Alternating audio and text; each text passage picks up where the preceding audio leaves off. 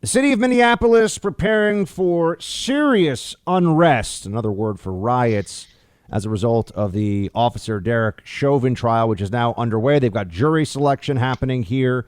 Let's bring in our friend John Cardillo to talk about this. He's a former NYPD member and also conservative commentator, radio and TV host. John, great to have you back. Always good to talk to you, my friend. How are you? I'm all right. What are you seeing so far? I mean, one thing from the jury selection that was very clear is that there are people who are deeply concerned about their safety for serving on the jury.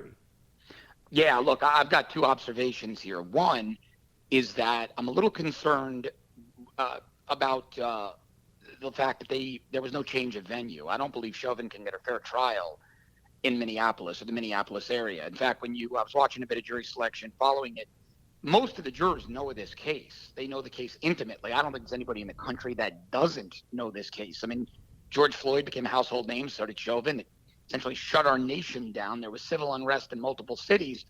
Second, what bothers me is why Chauvin's lawyers opted for a jury trial and not a bench trial. Because typically judges, they're non-emotional in these things. Cops typically fare better depending on, and look, justice needs to shake out on the evidence.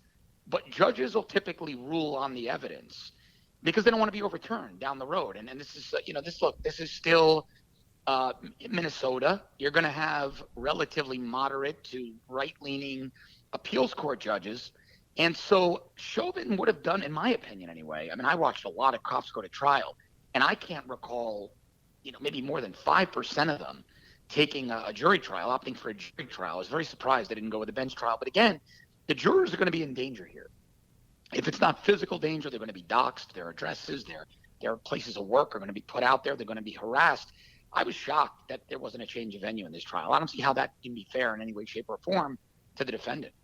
Do you feel like there's concern that Chauvin just doesn't have competent counsel? I don't think that's the case. I just think that, it's been the trend where these lawyers, we saw this all through the Mueller investigation. We saw it with General Flynn's initial counsel, Roger Stone's initial counsel. These lawyers have to exist with these prosecutors. So they play a little nicer. I mean, there are a few really good attorneys out there, guys like Mark McCasey who'll fight the federal government and win. But those guys are really few and far between. They've built enough of a name for themselves where they can go out on their own. They're powerful enough. In a guy like McCasey's case, his dad was an AG. He was a high-ranking guy in the U.S. Attorney's Office in Southern District, but there aren't many of them. And so these lawyers tend to play nicer than they need to with the judges and prosecutors because, look, Chauvin's a high-profile case, but their next case might be a DUI, and they don't want to see that guy run through the ringer out of some kind of vindication against retribution against them by the prosecutors, by the judges. Our system is fundamentally flawed in that respect. I think judges work for the government, right? They're being paid by the same people the prosecutors are being paid by. So you got to be really careful when you have an emotionally charged trial like this, such a high what we call in law enforcement, this a press case. What would be if you were defense counsel or let's say you were brought in as, this would even be more likely to happen, right? If you were brought in as an expert witness for the defense, I'm sure I've read the actual coroner's report and toxicology report that's out there. How would you make the defense case for Officer Chauvin based on the facts that have been presented up to this point? Well, there's one other element that's not getting much press, but we'll understand why, and that the knee on the neck restraint was an approved restraint by the Minneapolis Police Department. So the argument is, did Chauvin apply it for too long?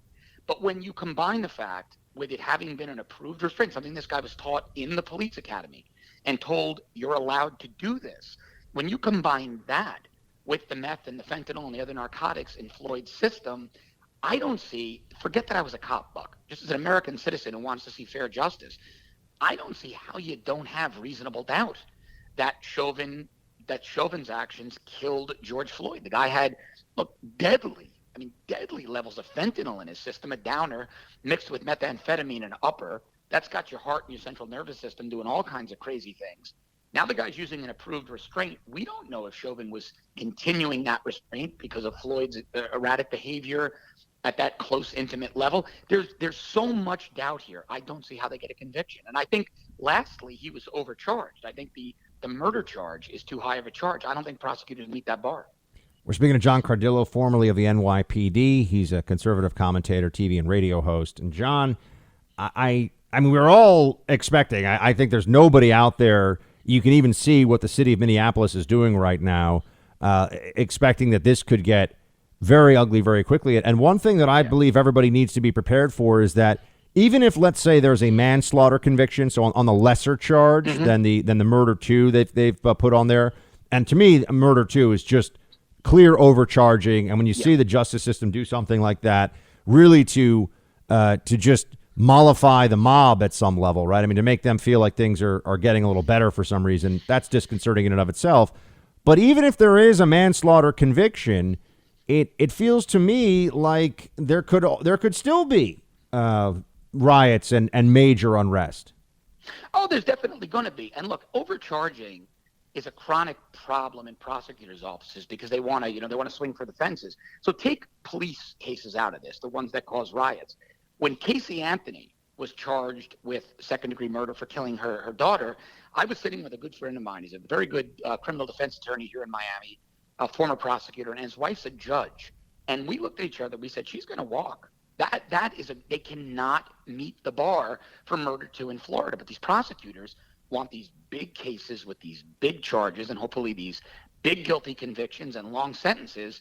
And so they swing for the fences. But we know this, right? I mean, if you're a sports fan, you know the guys who are the home run hitters also have the most strikeouts.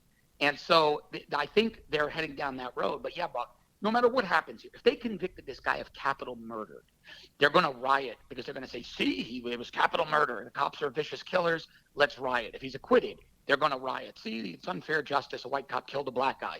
If it's manslaughter, well, they charged too little. We're going to riot.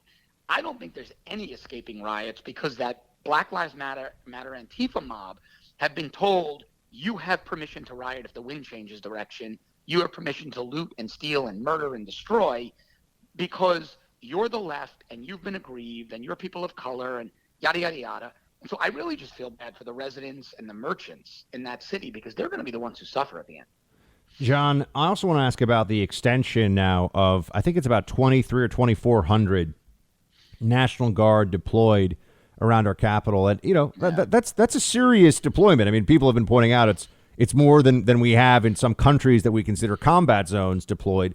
This is a serious number of troops. They're extending it for 2 months. I sit here and I say, when do people just realize how absurd and actually ominous in its own way it has become that the new the Democrats in charge, this new Biden administration, are willing to do something so absurd but also so menacing and unnecessary? Oh, it's reprehensible. It's disgusting, right? But I think a lot of this is Nancy Pelosi and that lunatic, that former general, Russell Honoré, who's outed himself as a far leftist, almost a radical. He calls conservatives. I mean, he thinks if you're a conservative who voted for Donald Trump, hell, I think this guy thinks if you voted for Mitt Romney, you're some kind of insurrectionist extremist. I mean, I can't think of a worse guy. Now, listen, when he ran the operation during Katrina, I thought he was a bit of a blowhard, but I said, okay, maybe that's his style. He's a Cajun. He's a general. He came in on the horse.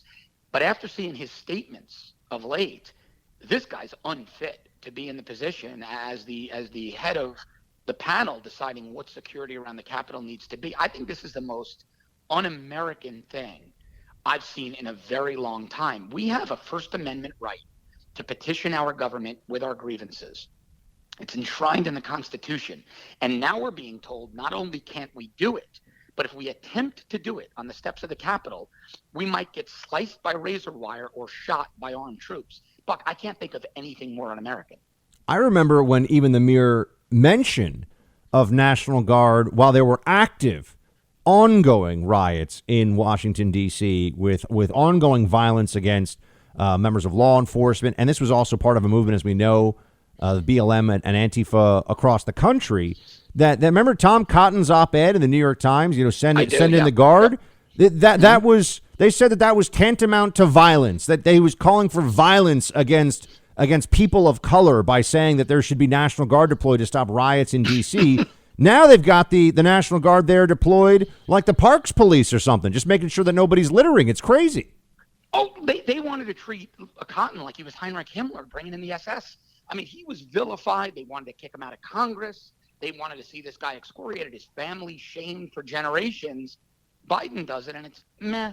And then this guy, Russell Honore, comes out, and the media is celebrating him as if he's some national hero, some savior. I think this guy's a tyrannical lunatic who needs to be in a mental asylum for his comments. This is insanity. I mean, you've got a president who doesn't even know the name. You saw that clip that's floating. He didn't even know the name of his own Secretary of Defense. I mean, clearly, Joe Biden is not making these calls. Somebody is making these calls, and I think these calls are dangerous. It might be Nance, because he asked her permission, Biden did, if he was allowed to take more questions on his virtual town hall, whatever that charade was.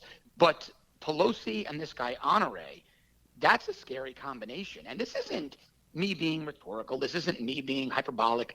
These people despise the right. They would love to see us dead or in prison. And 2,500 armed troops around the nation's capital, in front of and behind razor wire, the optic that's sending to our enemies that America's not America anymore. This is a national security as well as a domestic security issue. Who do you think, John, before I let you go, is who is really the most powerful voice in this Biden administration? Barack Obama. Easily. Hands down, Barack Obama. I think he's the puppet master of all this behind the strings. We're seeing Obama's third term. Just look. You and I have said this how many times on social media and when we're out socializing. Personnel is policy. Biden's administration, 90-some-odd% of it are Obama administration appointees. This is Barack Obama's third term. If I had to point to one person who's the most powerful voice in the Biden administration, I'd say Barack Obama. John Cardillo, everybody, follow him on Twitter and social media. Well, while you still can, true of both of us, before the purge Thanks, gets man. us too. John, great to see you, man. Thanks so much. Take care, bud. Bye. Hey, Team Buck, thank you so much for watching The First on YouTube. If you like this video, please click that little thumbs up button so then it will log as liked. And also, if you want to see more great content from The First, please click subscribe.